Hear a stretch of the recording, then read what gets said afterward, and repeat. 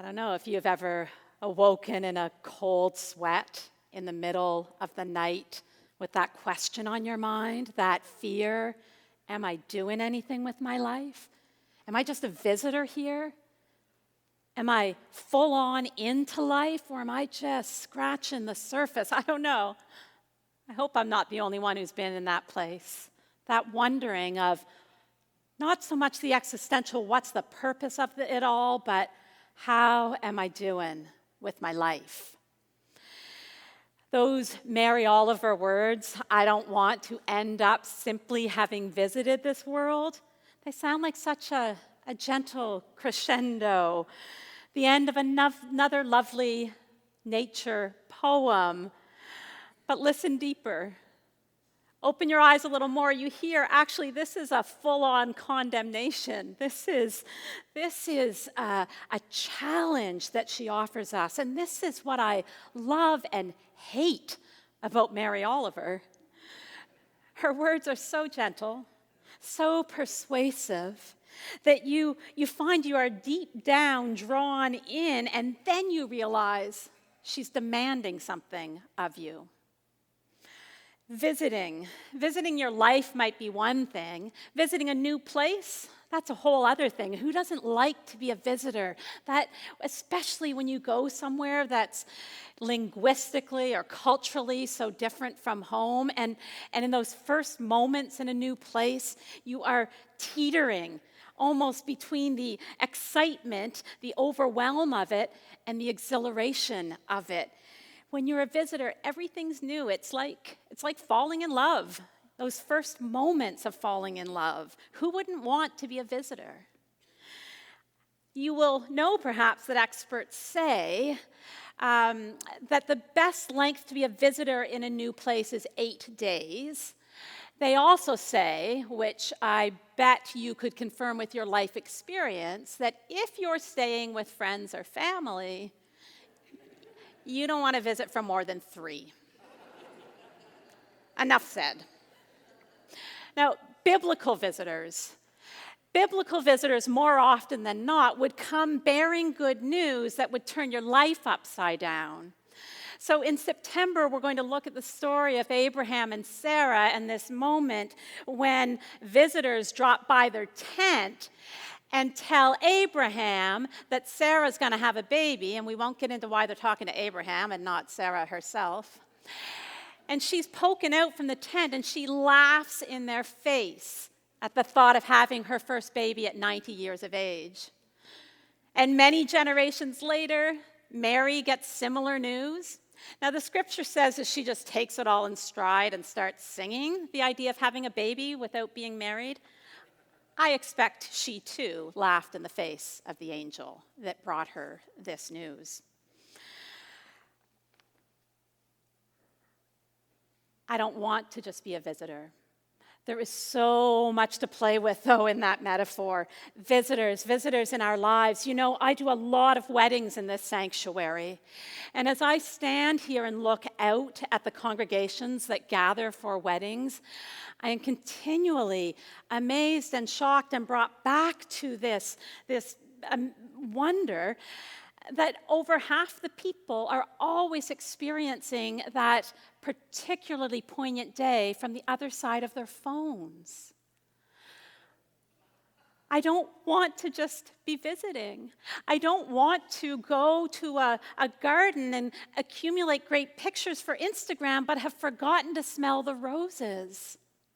I don't want to be visiting an ancient cathedral and be so concerned about getting to the next historic site that I can't stick around till the top of the hour to hear the bells ring.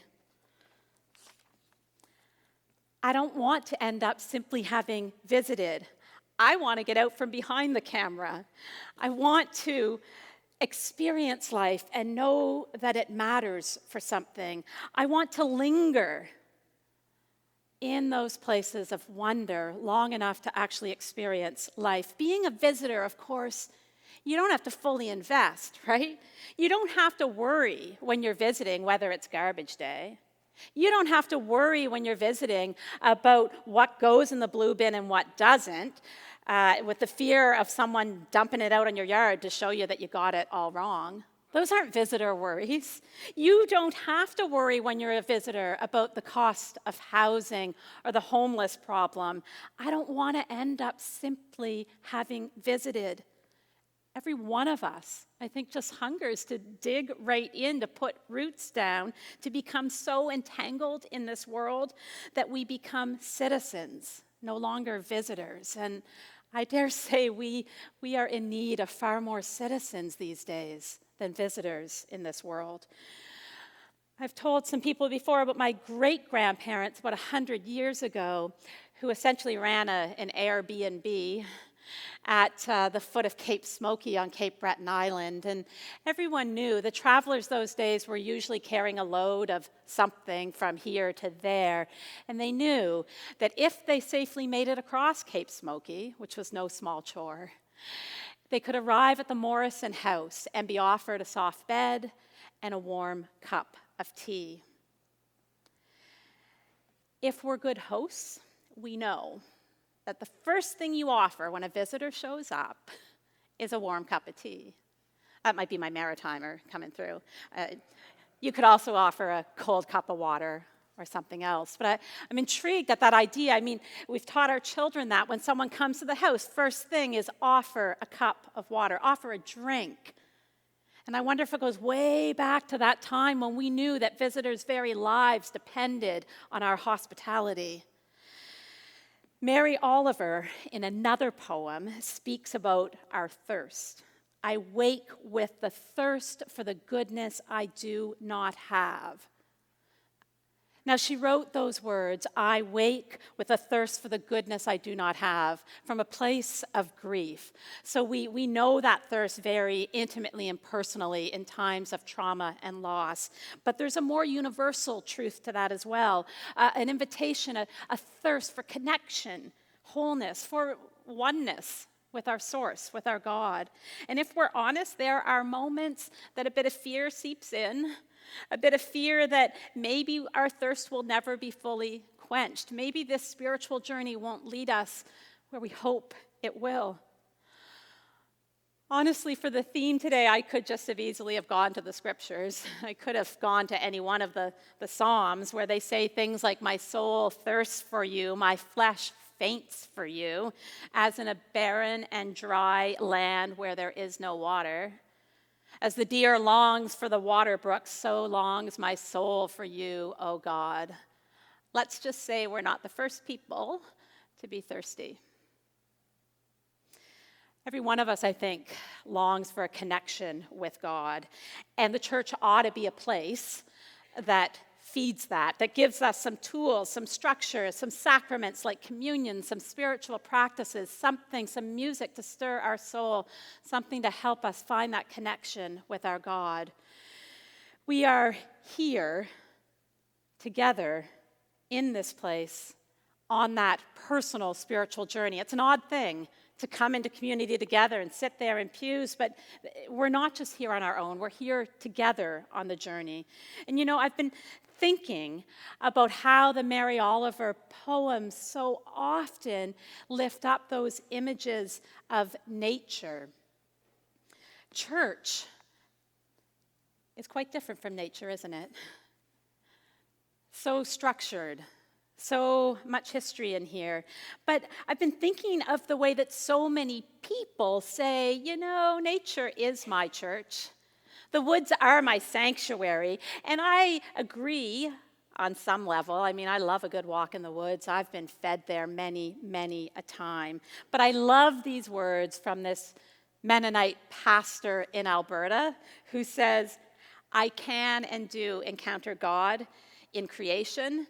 Nature is a glorious sanctuary and one that draws forth my gladness and grateful praise. But, he says, Jesus keeps stubbornly dragging me back to church.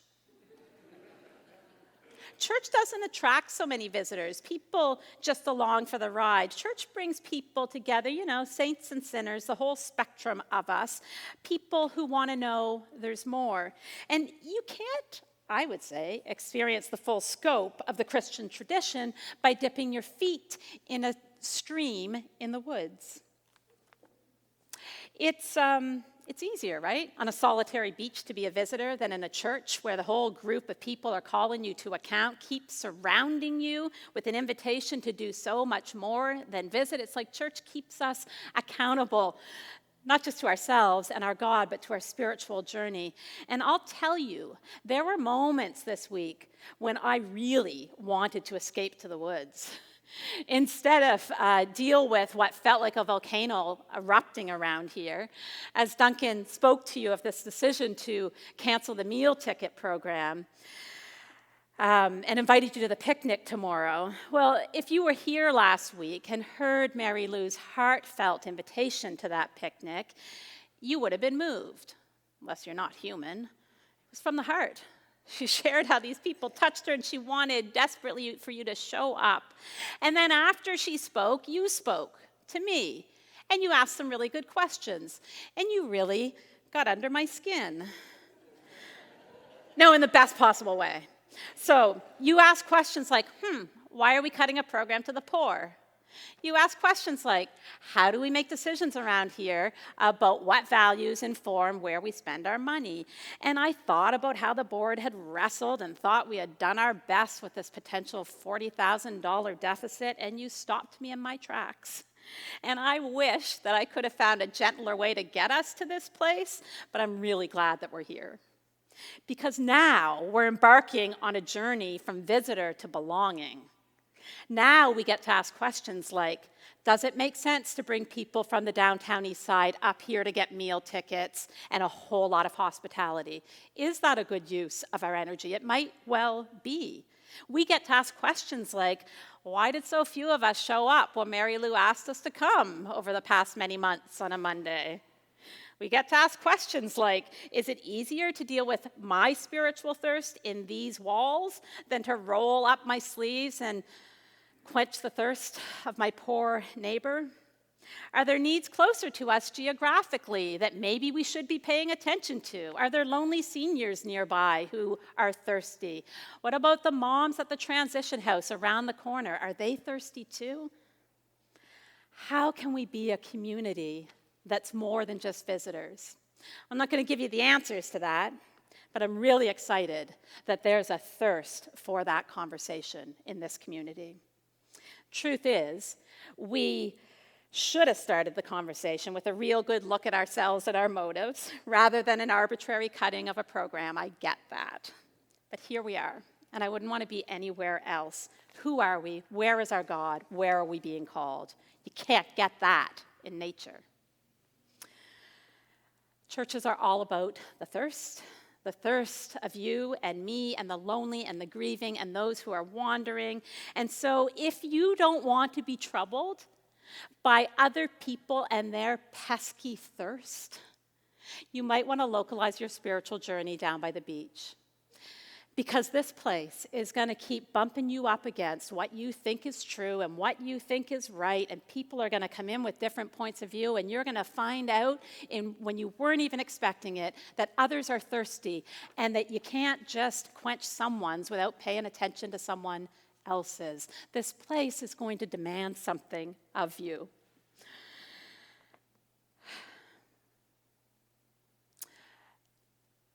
It is said, in John's gospel at least, that some of the last words Jesus spoke when he was dying on the cross were the words, "I am thirsty." And I'm intrigued by that. There's someone who was by no means a visitor, right? He got into the muck of it all, and there he was, "I am thirsty." It makes me wonder if our thirst too, our spiritual thirst, is very much like our bodily thirst. Perhaps it's satisfied in the same way, enough for right now, one sip at a time. Maybe we need to continually be about nurturing places where there are living waters again and again. Maybe There is no set arrival point, so to speak, in this earthly spiritual journey. You know, this is what I love and what I hate about Jesus. His words are so gentle and persuasive that you are deep down drawn in before you realize that he's demanding something of your life. When it's over, Mary Oliver says, I don't want to wonder if I've made of my life something particular and real. I don't want to find myself sighing and frightened and full of argument. I don't want to end up simply having visited this world. Maybe together we can learn a little bit about what's demanded of us, and we can learn gently, slowly, sometimes more abruptly than we would ask, what it looks like to share a cup of cold water with someone else pilgriming along the way. May we learn it humanly, wisely, and with the deep guidance of our God. Amen.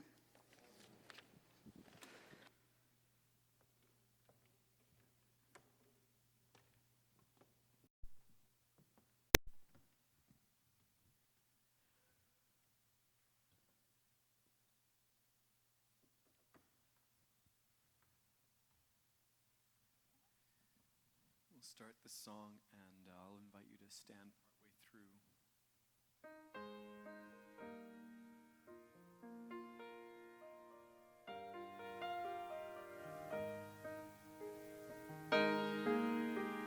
I have a simple prayer. May I live in peace. Pursuing pleasures of life can consume me. I try to fill my heart with things that do not feed. I sometimes cannot tell my wants from needs. Now we receive peace. Now we receive joy. Living water, come refresh our parched, dry souls. We open up to our hearts' true hope. Can we stand together? Whatever things are good, whatever things are just, whatever things are of a higher calling, meditate on what is love, receiving so to give. May we be an outflow of new life. Now we receive peace. Now we receive joy. Living water, come refresh our parched, dry souls. We open up to our hearts' true hope. Can we sing verse 1, Hillary? I have a simple prayer. I have a simple prayer. May I live in peace, pursuing pleasures of life can consume me. I try to fill my heart with things that do not feed. I sometimes cannot tell my wants from me.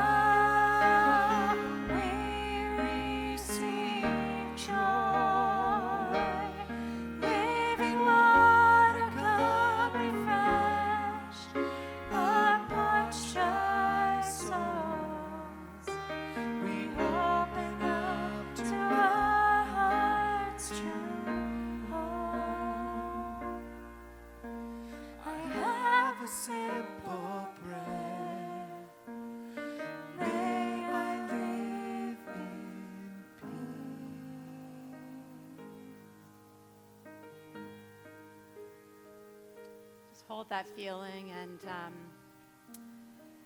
invite you to sit.